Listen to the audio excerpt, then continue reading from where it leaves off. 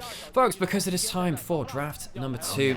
We can talk about Durno, we can talk about Curryverse, but honestly, the meal on our plates here. Fun Plus Phoenix versus Thunder Talk Gaming. Again, no stakes for Thunder Talk anymore. They are out of playoffs due to the results of earlier in the day, and of course, even if it was a 2-0 there, they would have had to 2-0 this series as well. So they are well and truly gone from spring. Game 1, though, was pretty consistent, though.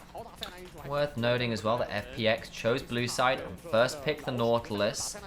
Tristana was banned away in the second phase last time, and I wonder whether they just want to get something in that is both a flex and, more importantly, something UCal in particular plays very, very well.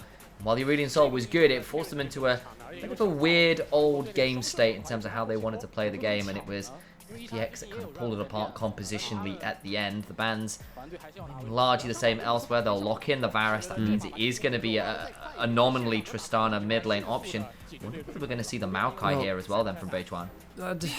Yeah, that can definitely help in terms of that ability to kind of like frontline feed top-lated carries. I have to say, the more I see Senna picked into Varus, I hate Senna lanes into Varus, because if he goes poke, the Senna disappears. If you go on hit, the support who's meant to be tanky disappears. Feels like one of the duo is going to have a really just awful time in those kind of games. And W9D1 actually goes back towards his brand. Brand is not a champion we've seen as much towards the end of LPL Spring Split. Saw a lot at the start of it. W9D1 was one of the early adopters of that as well. This is 3 squishy champions though into Jace Senna, which can put down a lot of damage with just like a Shock Blast and an ultimate. So if they get one good engaged threat, again outside of the Nautilus, and get some backline access, this could be a difficult composition for TT's squishy members to stay alive in. Last game as well, Docdam went deathless despite, you know, some of those queries you had just stated. Had a pretty solid game on the Senna. It's been one of his better champions. The ban's now flying on through from Thunder Talk. Of course, last time it was the Xin Sao and the Lee Sin. Both picks are Milky Way very comfortable and experienced on. We might see something similar, and then when you've got the brand already locked in, you can't look to kind of inverted commas triple ban with that 4th pick jungle, but instead bans will be on the other side towards that top lane, the K'Sante and the Gragas, two of the bigger mitigating factors for Hoya. Yeah, they're just trying to stop the front line being able to be locked in from the side of TT too easily. Now, the Jace's top side, you go for lane counter for Hoya. He's not necessarily been a great individual performer in terms of that lane, so you might just say, look, let's just lock in something that can perform for our team composition, but not necessarily be something that beats out that Jace. You know, Shala, who has been a big duelist in the past, it's going to be the Poppy locked in. I assume that's in towards Hoya for the top lane. You can stop Jace's to the skies. It's not the easiest matchup to play, though. You do get burst out pretty early. Again, there is still that very faint world where the Poppy goes jungle and the brand is then flexed somewhere like support or mid lane. And brand support still got very good numbers and stuff in the solo queue, and maybe with it being a kind of Hail Mary kind of game with a little less on the line, they might try for it. Milky Way will lock in the Graves again, so your option with that huge amount of burst from miles away is pretty good. They're debating the Karma here for even more poke. I mean, a bit of shielding. FPX have just said, what have we just played? Pretty much the same composition. It's not going to be the Veigar this time. They don't want to. They don't have the counter pick for Care in the mid lane, so it's potentially going to be, you know, UCal picking up that instead. There's likely going to, I mean, there's the very off chance that you get the brand going into support. I don't think we've seen brand support this year. And I think into Nautilus, that's probably just death. So you're probably looking at support pick being picked in for Chocho. When you got the Varus alongside you, they already kind of win you that lane. But still, the Maokai can really leverage the lane pressure into saplings into the enemy jungle, early level 6s, and then you have Maokai. Varus is a very, very nasty bot lane CC teamfight duo. Stands. There you go. W9D1 running that brand of the jungle, the Poppy top lane. And Maokai for Chocho in the support role. So about what we expected.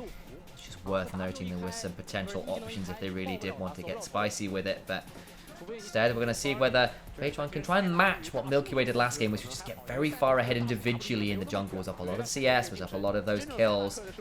Brand still probably the fastest clearing jungler in the game, alongside something like Zyra, who has obscene clears right now. It's great that you mentioned that. Zyra is very, very strong in regards to that. I don't know if we've seen any Zyra jungle. We've seen a Zyra support from Chris. But still, I mean, that champion is... But I really enjoy playing Zara, by the way. Just a champion which people just don't expect to come out anymore. There's a big difference between playing it in support and then jungle. I know it's not in this game, but like it's just in terms of the Emax and the Qmax can really change the way that you play in terms of poke or more like team fight CC. Either way, that brand can do both of those two things too. At points, very, very big damage. Might struggle against some of the range from Thunder Talk Gaming, particularly when you have something like that... the Karma kind of throwing out Mantra Qs which outranges you. That can be quite difficult. The Senna as well, and the Graves. It really does feel like you can get blown out from range. Worth noting as well, though, that Life is once again the sole frontline slash engage. He was that last game as well, and kind of was the target for a lot of Thunder Talk. Actually, honestly, a lot of times to Thunder Talk's detriment. As we said, sometimes some big ticket ultimates burned to kill a Nautilus a long time before he was really required to be on the map. So see whether a little bit more discipline can be held onto from Thunder Talk here. And as we come into the game, it'll be Care throwing down the early Soul Flare to get a chunk onto Chocho, and FPX begin to roam into looking for the invades, because the other thing that was problematic last game was that Milky Way got a very good early gank off towards that bot lane that really stopped the Varus and Renata from getting the early pressure, as Milky Way actually immediately shoved into the wall, has to flash over the wall himself, as Hoya was in a wait, especially as they expected a response on the other side of the map. Milky Way now needs to be in a really careful position. So with this back being stopped, he's going to have his jungle start. Oh, it's Celeste. It's not good. It's going to be really delayed. He doesn't spot anyone coming over the wall. Is there any chance of a ward being put down? No, they don't spot him out. So Milky Way, a bare minimum, starting on very low HP. Can he get himself to a camp early? I think he has to get to Raptors. I don't know how easy that's going to be. I mean, luckily you don't have sort of like a cannon who can walk across mid lane between the two turrets without taking aggro. Okay, so he gets onto his wolves. They know he's there, though. Hoya now going to the other side of the jungle. Is he looking to lane swap? This is looking a little bit like a lane swap. It is. So it's an early invade. Milky Way started. Raptor's just gonna die. He didn't know the warp was there. They just come straight on over. Base one, and Chocho picked that one up. And the wild early game favors Thunder Talk, getting the flash, getting the kill, and getting something a little bit mad on the table and rolling. And I mean, there was an interview from Shallow who a little earlier in the split who said like, wow, what do you think of like your jungle? Like, whoa, Shallow who potentially dying there as well. Varus so nasty. Wait, can Beijing just walk out of lane? He kills it. He 100% kills. Shallow who's just gonna die. Flash E and a Q will do the work, and it's another kill, and Thunder Talk managed to catch FPX well and truly off guard. Well, if FPX were lightning in game 1, I guess that means game 2 is time for the thunder that comes afterwards. They start this game so well. Lane swap, which gets good value out of kills. Thing is, you've got, what's happening? We need to see what's happening on the bot side of the map, really. We can see that Life is left alone versus Hoya. Two level ones. There's Shallow who with a little bit of extra damage, but you got the passive from Brand starting to rail over now. Ooh, Shallow who takes a lot of damage. Of course, that damage happens from outside of Tower Aggro. They flash on forward, so they're decent charge back, but there's again, Chocho's not the one with Tower Aggro. Doc down now doing some work as Yukal in the mid lane being engaged onto. Nowhere really to go. Will get a root down. That's not going to keep him alive, I don't think. A final auto does it, and Milky Way does get one back. Towards the top lane we go with Doctam, healed up a lot. The HP bars are so desperately low. They get another kill as Doctam manages to punish the over-aggression. It's a solid conflagration that does some work back. Oh, what is happening? So we have 5 kills in 3 minutes. This is one of the bloodiest early games that I've seen in a while. Okay, so we're going right the way back to level 1. 1xN puts a ward down, trying to spot out whether Milky Way would go towards Wolves. And he does. So, this is one of the things which has happened to FPX a little bit in the last few weeks. His teams have started to get much better early game presence into the enemy jungle against them. Level 1 Chocho with that twisted advance gets that extra kind of lockdown. Is that just a solo kill? God, no, it was an assist. Okay, it was an assist as well. All right. But still, after that, the lane swap came through. We now have Varus alone in topside. By the way, Varus can be played in top lane right now. He's just a very dominant early lane champion. Kerberos with, his latest build is just triple buying Haunting Geysers for the extra increased damage. Hate it. I hate this player and I will say that with my full chest, but I hate him and love him at the same time. It's I don't know. It's a very difficult relationship that we have, folks. Just when I see him come out with another build with this ungodly amount of power, I'm like, why must you do this? But I'm also glad someone's doing it to show how the pros it can be done. Worth noting as well that actually Doctam, despite being inverted commas the AD carry, because it's the Nautilus that farming, he is the one that roams top to match the lane swap. That was eventually one of the later developments in the lane swap meta, was it's just the support that roams to match the lane swap, and so the lanes can otherwise remain the same. I mean, folks, basically we have... Whoa, that's a flash forward. That's a big chunk of the dog time. He's taken very low. Shallow in the backside gets a jump onto the likes of 1XM, but the hail of arrows allows Chocho to pick up the kill, and Thunder Talk starting off this game with a bang. Inclement weather inbound. Fun plus Phoenix, they need to stabilize. They need to get themselves some vision across the map to see what's going on. You can see that TT, they even have defensive vision into their own red side jungle just to see if Milky Way was going to do something, whether he was going to wrap around top lane. But I really feel like TT, using the early Varus Maokai, in terms of the damage that Varus has and the lockdown that Maokai has, to get some good value. FPX now trying to contest on these grubs. I don't think they have the numbers to do this. Karma's coming over. They've got a lot of damage. Here we go. That's going to be Milky Way engaged on me. So much damage. Chocho's not got a flash. And 1XM's at half HP. Milky Way's got a shield. It's a disaster for Thunder Talk. The resets came on through to allow for the Dirk to come through. Hoya finally here. Doctam knocked into the wall. Flash for the hook goes wiping his base. One had to back away. Now they can do some more DPS. Yes, they've lost the center, but Hoya about to get rooted down and dropped into the dirt. Bait1 desperately low on the other side as you got hop forwards to block a potential hook. And now Milky Way onto Raptors, and FPX right back in it, evening up the kills. Alright, which one of you in chat made a blood sacrifice to Korn? Which one of you was it? Oh, the god of blood, murder, and warfare is very happy with this game. Game 2 between Thunder Talk and FPX. Again, very little stakes to it, folks. FPX, if they win it, puts them in good position for 4th place, but TT are playing for pride, and it looks like they're playing for some glorious bloodshed as well. Quite a skull throwing, but a skull stool so far, and this is getting increasingly more extravagant as another fight just breaks out in a completely wild way. The thing is, the Maokai, great at getting early lockdown, not great at being early tanky. Not really. Hoya's not here to be that early tank, and yes, does go into lockdown. He mispositions horribly here. You don't position next to the wall against a Poppy as they're coming in. You see them walking across that mid-wave. Big mistake from Lockdown. Of course, Hoya dies for the attempt as well, so it's a 1-for-1, but still, if Senna was left alive, I think that potentially allows them to walk around, walk in, and be more threatening with the next W up. Bit of a mistake there from Lockdown. I think also just because there was a control ward in the bush, wasn't quite sure he was, so it's a flash heroic charge for fast range. I'm quite enjoying all the apologies from people in chat, like, yeah, it was me, I made the blood sacrifice. It was me, sorry guys, my mistake. They had their cornflakes this morning. Yeah, just let us know which god you're making out a sacrifice to next time, so we have a bit of advanced warning. Oh, maybe it would siege to start the game with how wild the early game was. Very labyrinthine. Warhammer references abound. You can tell what we played as kids.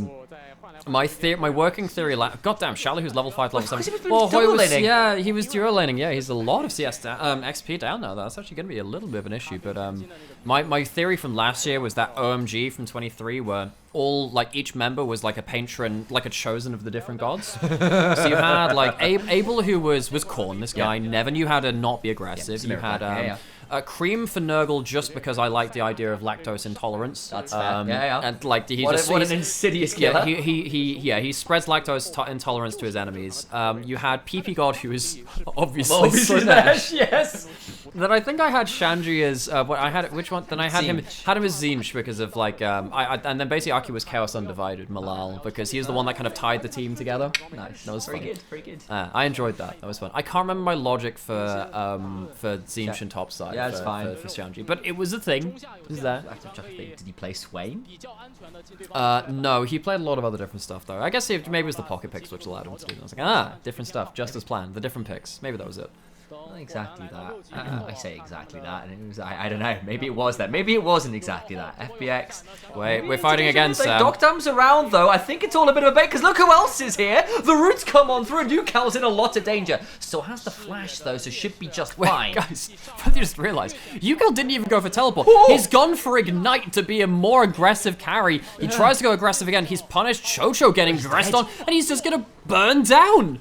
FPX have stabilized so well and begun to respond to the aggressive moves to Thunder Talk, and their counter punches once again proving really problematic. And Milky Way at 2-1 and 2 invades onto the Raptors. Bait1 is going to be around. Will try and steal this one back. Does so with a good smite. I think we can really just see the early impact that these champions have from FPX as TT kind of walk towards these second plays. Karma, so powerful in the early game. Nautilus, of course, one of the best setup champions early into the game too. And even the Graves, big damage before Bait1 gets himself up that Leandris to really match that burst which can come out of Milky Way. So FPX, we said they need to stabilize. They've done more than that. They brought it into a slight lead. Babe is around here, so Dogdam has to be a little bit careful trading out into this, but it's just autoing for the slows. They gotta know that Dogdam is here now. The acceleration game, but such a good ultimate. Oh, Hoya breaks the ankles. And Beitron, double Pyroclasm across Xiaolahu and Dogdam. This is turning into quite the spectacle, folks. So grab your popcorn. Maybe you can get that. Maybe you can get that that kind of dune worm popcorn bucket, because I don't know where I'm going with that. Just get popcorn and have fun with it. There you go. That's all I've got, really. I mean, sadly we don't have something like a Rek'Sai to be the closest thing we have to that.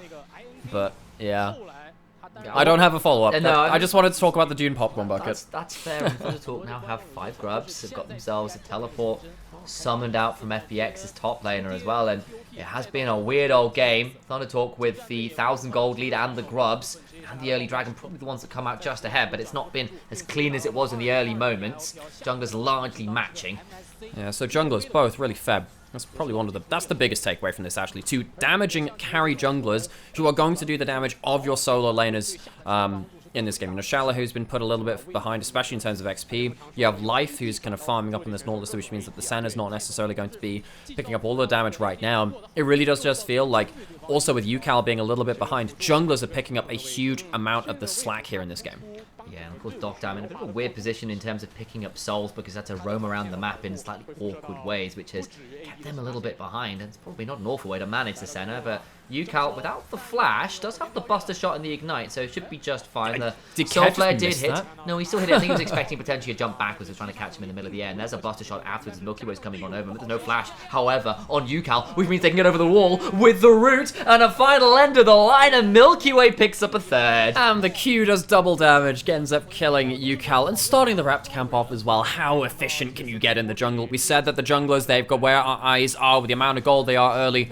Milky Way, he's always had eyes on him. Game 1 wasn't necessarily about him. It was Care that picked up that player of the game, as you said, between the break as well. TT, they're going towards this bot side river. They don't have their mid laner, nor do they have a teleport should they respawn. Chocho firing the ults. Nature's Grasp comes along, and they will just murder the Karma. But now Chocho in a dangerous position, the hook on the other side, on to Beitwan, who flashes away, but it's into the collateral damage on the back away. The stun is pretty good. The conflagration plus that Q. The Seer doing a fair amount. And FPX do have to back away. They've got fairly decent extended damage, but with Hoya roaming on down, it's a difficult. Dogdam not knocked into the wall, but gets another 2-man keep converting. They're going to try and steal away the dragon as Milky Way. Still not done. Trying to get some more damage. Beitwan very low. Milky Way throws down that smoke screen to get something back, but they will still fall. Steals the dragon. A 2-for-1 overall. Actually, I think it's a 2-for-3. As also 1-for-3, because of course Chocho did get a kill before that, and now topside Yukal just murders Xiaolahu. What is going on? So, 3 kills, I think, to the side of TT, and no, the smokescreen doesn't get anything back for Milky Way, but he does get the dragon. He gets that steal with a flash in.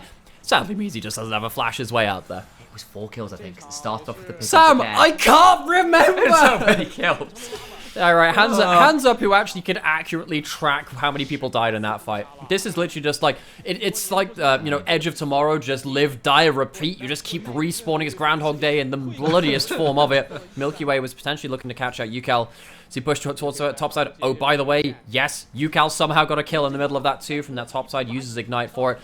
Chocho fires that all over, flashes over to make sure the full CC comes down. Great double arrow from 1xN, actually. Good double value on that. But problem is, your consistent damage isn't really in position at the start of this. I think Dogdam makes a mistake by walking into the brand passive. It keeps him ticking on him with the extra Leandries as well. He loses a third of his HP for basically nothing, and that means that, you know, between both bot laners now being really put out, Dogdam is not in a great position. Flash roll from Milky Way, that's really good. He makes a mistake by walking bot side though. Realistically, after Dogdam has died, you're not finishing off this kill. He should have just walked towards Beitwan and tried to take that 1v1. I think that is much better prospects for him. Corruption land, Dogdam has to cleanse. We come back out of the replay. The violence just never ending in this game. Back away, and the damage wasn't quite there to blow up Beitwan that last fight. It got very close, don't get me wrong. We've had our experts analysis come back to us in chat. Turns out, according to our analysis, this is League of Legends. Oh, baby, to the skies goes Xiaolahu, who comes bringing down the hammer on the heads. But the health bars are so low, so Yukal gets to rocket jump forwards. The Dawning Shadow comes across, and I think it's a 3-for-2 in favor of Thundertalk. I don't know what's happening anymore. I'm not really sure I knew what was happening in the first place. We started off with a lane swap and an evade. We have just continually fist fought after fist fought. As soon as this game goes on, I really feel like now the damage is getting out of control on a couple of these different members. 1xN getting huge arrows across the fight too. Game 1 wasn't really about 1xN. He struggled in a couple of the key moments. He has been absolutely stellar at getting good damage down across the rest of this game now. He's going to go back, probably complete himself a second item as he can teleport back onto it. We have the Herald up. So, folks, we're likely fighting again. Teleports back onto the map. Herald up. The problem is for FPX, we've said they've got great burst and great poke, but the front line's not fantastic. And with how, frankly, aggressive the likes of Hoya has been, it's been very difficult for members to stay safe, especially when they're trying to get those final blows onto someone like Beichuan. Been easy, but they are now here in force to try and claim this Herald. TT don't have Malkael. I think that's a big, and they don't have Chance of Corruption either. No, I was about to say they're not going to fight. Yes, they are. Hoya teleporting in. Here we go again. Watch out for the flank angle. They know he's there. Docdam's trying to get away. Nowhere really to go. Flashes over the wall, staying alive. But he's so low. The piercing darkness, though, keeping people alive. And that puts Thunder Darkness in a dangerous position. Xiao Laohu backing away. He's got the brand passive rolling. It's a good shock blast damage. At life on the other side, taking out damage. 1xN just walks at them and begins to do a lot of DPS out, though. Get FPX. The damage largely evenly shared and no one dies. We have like almost 2 kills a minute. FPX and TT just threw caution to the wind and said, well, not much more to be done about this one, is there, folks? It's all about that violence. Hoya in this mid lane kind of like tries to flash in. Well, not flash in, but tries to dash his way in. Things just get so messy so quickly, though. You have the brand passive and the arrows from Varus, though, which really make the difference. After that damage has come through, yes, Yucal, even though he's not really got all the gold in pocket before that fight at least, he can start jumping forward. Now he does have that gold. Kraken Slayer completed. FPX need to be so afraid of what this Tristana can do after that initial burst fire has come through. It's such an accelerated game in terms of the gold, though, that everybody's at 2 items early. Shala, who not quite got that Muramana transformation between that and his first item, I think it's the Eclipse. Yeah, still doing a lot of damage. You've got 2 items on the Graves. You've got 2 items on the center if you count the Blood Razor. That could prove very difficult to manage if this game continues to snowball. Brand also nearly at what looks to be a Rhyolized second as well. Yeah, almost certainly going to be that one. Very squishy lobby, and lots of people need to be trying to out-kite people with move speed. Rhyolized makes that very, very difficult. So, Dragons in 10 seconds. Fight number 15,000. I've been trying to take a sip of my drink for the last 5 minutes and failed to find a moment. Back towards the dragon we go. I'm going to have to hold on because once again... Okay, so I'll give you a quick reprieve from this one. You know what, screw it. I'm going to play-by-play this one. The ults come in. Hoya flashing forwards. That doesn't find the wall stun yet again. Here come the big guns. Here comes Yucal jumping in. First still comes in. Can he get out? Yes, he can. Whereas Shallow, sadly cannot return the favor. Dogdam knocked away. Sadly, TT, they can't quite finish up the kills. They've got to be so afraid. Milky Way can start to step on forwards. What a handoff there from the secondary play-by-play. The madness requires more voices yelling. Life now looking for that Dreadstein. He's got the We keep it going. They missed the Q. The piercing darkness at this point. Huge range from Dogdam. Gets the auto. And FPX. They return from the cinders with a little more HP to work from. Oh, Vene, Vidi, Vici, FPX, they see them, they kill them, and they conquer them around the bot side of the river somehow, some way. They're going to get themselves a dragon. That's going to get themselves second of the game on the Hextech Rift. I really feel like Hoya has tried to make the game-changing plays. He hasn't quite been able to... Oh my god, he's gonna die. No!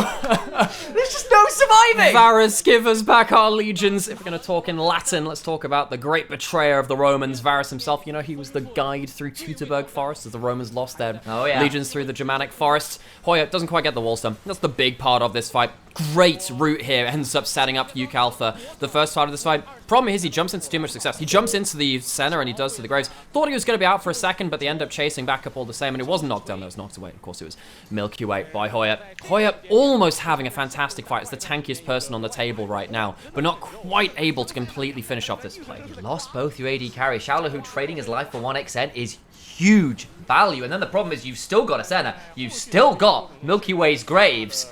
I don't think, whatever city you're from, you're winning out against Crime City in the long run. They've got slightly more to work with.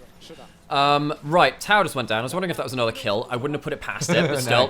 5 grubs for TT, of course, that's something that we need to kind of keep track of, as of course, you've got a Tristana able to hit big turrets later on. Hoya, so tanky at this point. I feel like Hoya is the one person who can really flip these teamfights as a frontline advantage.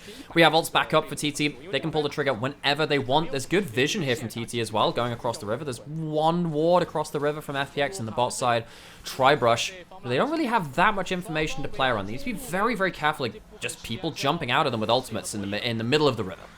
That's why they're kind of there in force. Shallow, who 12 stacks, make that 3 now that we look back at the scoreboards of getting the Romana transformation, which would be really nice. In fact, there it is, finally coming on through. And Noctam and Milky Way kind of having to share the farm. Of course, not the worst thing at this point, because it's life. It's the Nautilus that's farming. He's okay to lose a little bit of They're it. using it for the vision, and it's a good job he did. Ends up scouting out that river brush.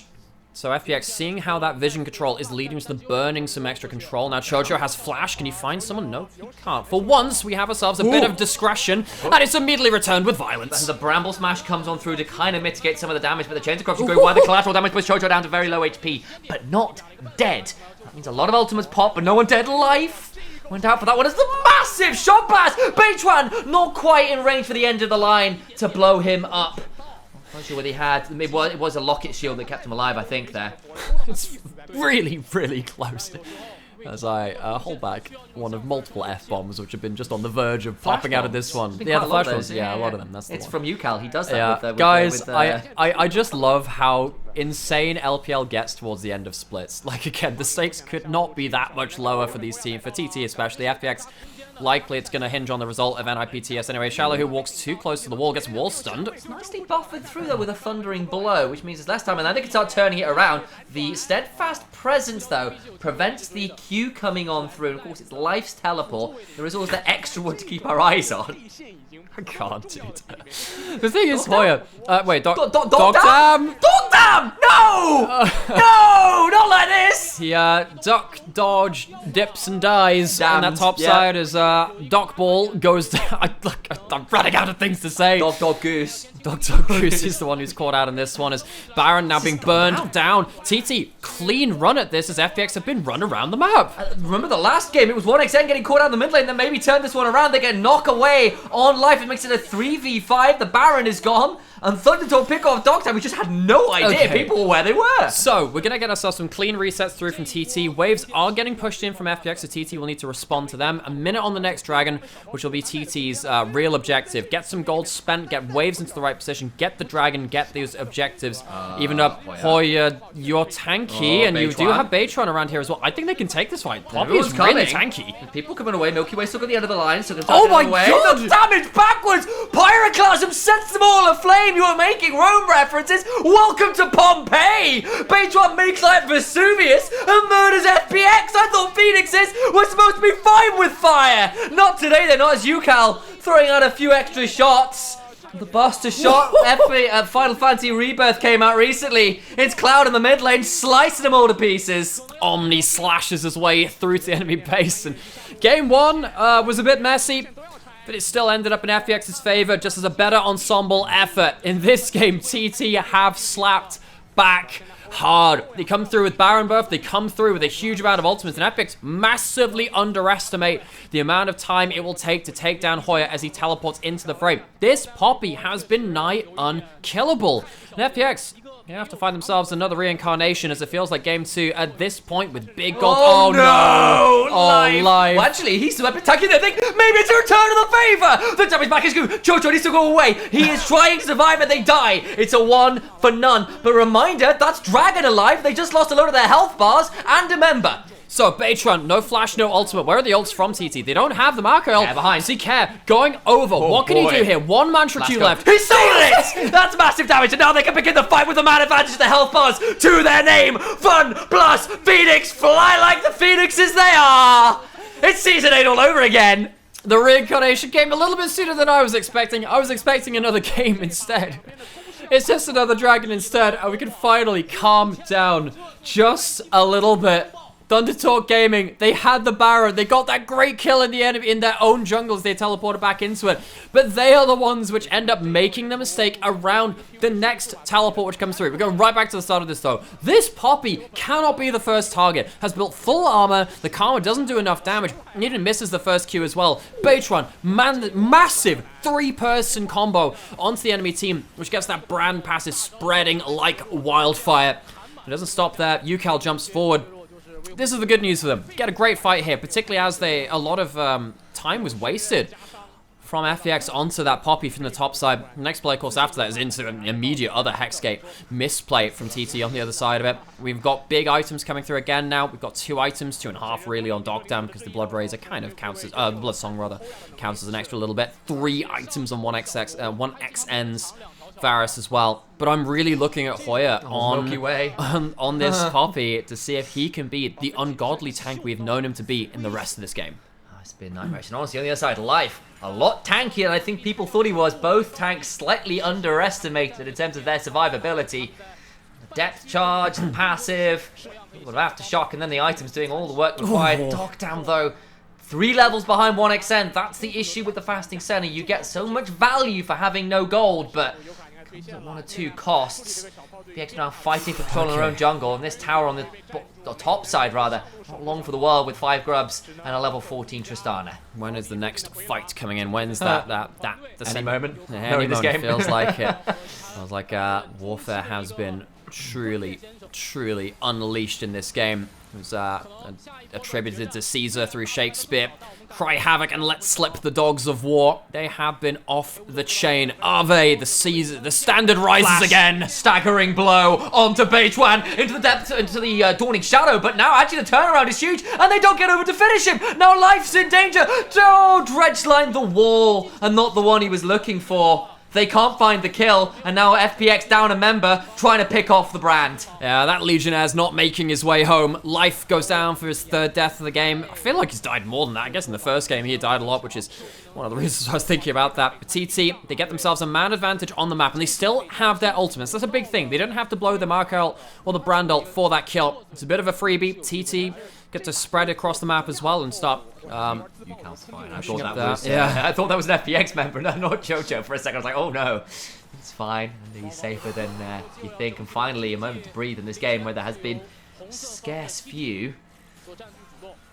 Okay, right, Dragon, 2 minutes, that's a big one. Baron in a minute, got 2 big objectives. The big thing is that TT, they've mainly been controlling the wave pushes as well, and a lot of the objective, and the vision which comes around those objectives beyond that point. See that Life? He's trying to walk up and get himself something there. He misses the hook, but gets himself onto the staggering blows. It's just not enough damage. Big part of that was actually Milky Way was in range to respond, got punted away as the flash from forward from Life came through. It was more coordinated than I think perhaps we give FPX credit for, but on the other side, Hoya with that clutch ultimate again denies a lot of that follow-up damage, because that would have been a 3.5 item Graves hitting the brand. So FPX will have to do as the Romans did and find a way to get through the phalanx.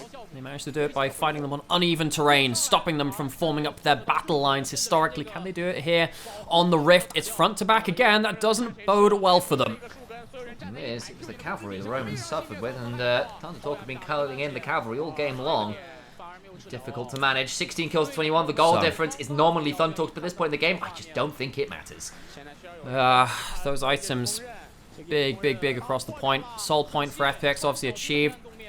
40 seconds until that one comes through. TT once again looking to set up the hammer and the anvil. Put the hammer and the Poppy. Feels like really 1XN has been that anvil alongside of Beitwan. Trying to play behind that. Baron on the table. They can't allow this to go down. They'd love to play around Dragon. I don't think TT are going to allow them. Do TT start this up with their Leandries though on the brand? I don't think they do. I think they just want to stop FPX from going towards the bot river. The problem is in these extended fights with the poke wars, you've got the Senna to contend with, so your poke from the brand is nice, don't get me wrong. The problem is it's going to stick a lot less than on the other side. So Chocho, still no ultimate. Big cooldown to pay attention to. Only the first level of the Mark ult, long cooldown. We see that the Varusol Wide. just misses. Stuck at the edge of night, but that is a big ultimate to be missing. So much of the pick is off 1xn's ult. There we go. Dawning Shadow spot out the Baron. Start the Leandries on the Brand means this will go down fast. Chocho down to about half Taking HP. damage. Big knock away. That's the jungler. That's the jungler. That means the Baron now secured. What about the fight after? Hoya goes charging on forward. Beichuan doing some work. Care though, still alive. Chocho burned down to a crisp as FPX begin to fire backwards. Beichuan with the last embrace. That's huge. The massive use of the smoke screen afterwards means he has no vision for anything. Brand blinded by his own element. Shallow Hu though on the other side, taken down by Yukal, who gets to get the buster shot onto the Jace. Breathe for a second, the fight can continue. What about Dogtown? Can he heal people up? Yukal hopping forwards. The slow from the Mantra Q, the Soul Flare onto Hoya, who's trying to buy space and time, will not survive. Cannot kill Care, who flashes Milky out Way! Milky Way burns down Yukal, and Dogtown gets another auto. This center range, too much for 1xn to handle. The hail of arrows will buy some space. Q? Can look for the Q, will not manage to make it happen, will instead try to Q through the wolves. 1xn survives, but FPX win the fight. The Baron largely denied. So TT have one Baron buff left. FPX will get themselves Soul, and I know that the Eagle standard was the thing of the Romans. Maybe replace that with a Phoenix for this one. They are looking Imperial all the same when they get around to these clean team fights. That's one of the first ones you see in this game. Beichuan sadly couldn't get a clean combo himself. Watch what happens here with Dogtown versus Beichuan. This is the first punt away, but they managed to get back in time. Beichuan walks up thinking that the fight can come through, but he doesn't land the clean combo. Beichuan flash the sword, misses the stun, misses the W. Dogtown walks away, flash for flash, and that means that Beichuan on this damaging jungler can't get enough done. Gets rooted up after that point. For me, that's the biggest part of this play. The slight speed up from the Curse of the Black Mist means it misses on one side. On the other, stopping to Q from Brand means the last embrace lands, and then it looks scary because Yukal actually picking off someone at the end of this, and the health bars being so low, you got worried. The problem is, this Senna is healing absolutely everybody, and Milky Way is still a terror. Yeah, he can assassinate people. There are, if you're not on against Hoya, Milky Way will absolutely one-shot you. Back into the mid lane now. What is happening here? Chocho has ult. It's rank 2 this time, so a little bit more damage. Let's see if we can pull it here. Trying to corral them. They're going to land the last embrace. The Nature's Onto Grasp Care. comes on through. Doesn't get as much value as they're hoping. Huge damage though onto Care, who's still alive because Defiance! Plus the Crypt Bloom. The damage from the Pyroclasma passive though. Brand does work this time, and they'll get 3. Now Milky Way needs to run away, and the Baron, well, it was already kind of denied, but even with the Hex Soul, Thunder Talk find 3, and that's massive. Milky Way not able to reset. They can shove through mid. So often Hexal has been game ending. I don't think it will be in this case though. FPX, the first time crossing the Rubicon, it feels like, and they have been stopped. Oh no. Senna can go for a reset. I don't know if Milky Way can get back in time. They're gonna try. This is gonna be pretty tight. There are 5 grubs helping take down the turrets. Milky Way back now. Pretty much 1 other second. Can they get there in time? It's gonna be close. Oh my days, the Nexus exposed. I think they've done it. Thunder Talk win the game. 1-1 in the series as Fun plus Phoenix, they burn their way into the back half of the game, but burn out and are burned to a crisp by Beichuan on Brand. We will go to a deciding game between these two to see if FPX can set themselves up a little better for potentially a 4th place finish. The Thunder Talk not having enough of it just yet, trying to leave with a last hurrah.